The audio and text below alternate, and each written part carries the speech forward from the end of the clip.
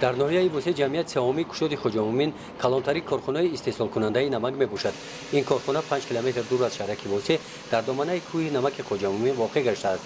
کارخانه مذکور مجهز با دستگاه‌های زمانوی و استحصال نمک آشی مشغول است. محصولات کارخانه اساساً برای صادرات استحصال کرده می شود. نقشه صادرات نمک برای 5 ماه سال روان تامین کرده شده است. جمعیت سهامی کشود خوجامومین ناحیه بوسه یکی از کارخانه‌های صنعتی ناحیه بوده. اساس فعالیت آن استحصال و کارکرد نمک بر راه مانده است. اهل کلکتیو در دوام 5 ماه سال 2016 هم زحمت کشیده صادرات محصولات را به جمهوری اسلامی افغانستان برای مانده که تا به این دوره اهل کلکتیو 1325 تن نمک صادرات نموده است و در مجموع 1566 تن نمک را کارکرد کرده است که این یکی از نتیجه های خوب استحصالی در دوام سال 2016 می باشد و اهل کلکتیو کوشش بر آن دارد که صفت محصولات را باز هم بهتر نموده محصولات خوبی رقابت پذیر برای مانند. در جمعیت سهامی کشود خوجامومین جمع‌آوری حاصل نمک از ماه یول آغاز می‌گردد. در موسم امسال نمک به اصول نو جمع‌آوری کرده می‌شود. این حوض‌ها ساختمانشان ماه یوم به انجام رسیدند. برای جمع‌آوری حاصل نمک آماده می‌باشند.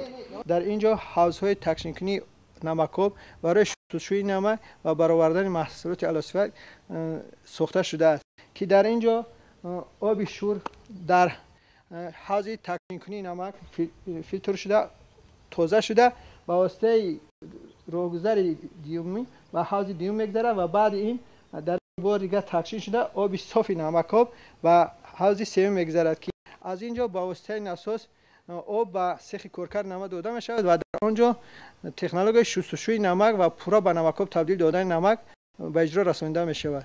تا همین سال نمک در چنین پل‌ها جمع‌آوری کرده میشد. این پل‌ها هم استفاده میشوند لیکن بازسازی کرده شدند. برای نگاه داشتن صفت نمک زمین آن را با پلونکا میپوشانند. بعد انجام این کار آب را به این پل سر میدهند. استحصال نمک درباره پلونکا یعنی که با صفت بلند استحصال نمودن نمک یعنی که از ذره‌چه‌های بیگانه طبیعی تازه نمودن نمک از این می باشد. مقصد همین است یعنی که از ذره‌چه‌های بیگانه طبیعی تازه نمودن نمک. ماموریت جمعیت سهامی کشود خوجامومین در برابر استحصال نمک با صفت برای عاقلانه و ثمرناک استفاده نمودن زمین امسال در میدان 2 هکتار زمین باغ بنیاد نموده است. زیاده از 2000 این درختان میوه دهنده در ماه ینور شنیده شدند. همه‌شان سبز هستند. زمین بین قطاره‌های با ثمرناک استفاده برده شده، زراعت‌های فلزی کش کرده شده است. گزارش خوجا نظریف خدای نظر ظهور از ناحیه واسه برای برنامه اطلاعاتی نوید.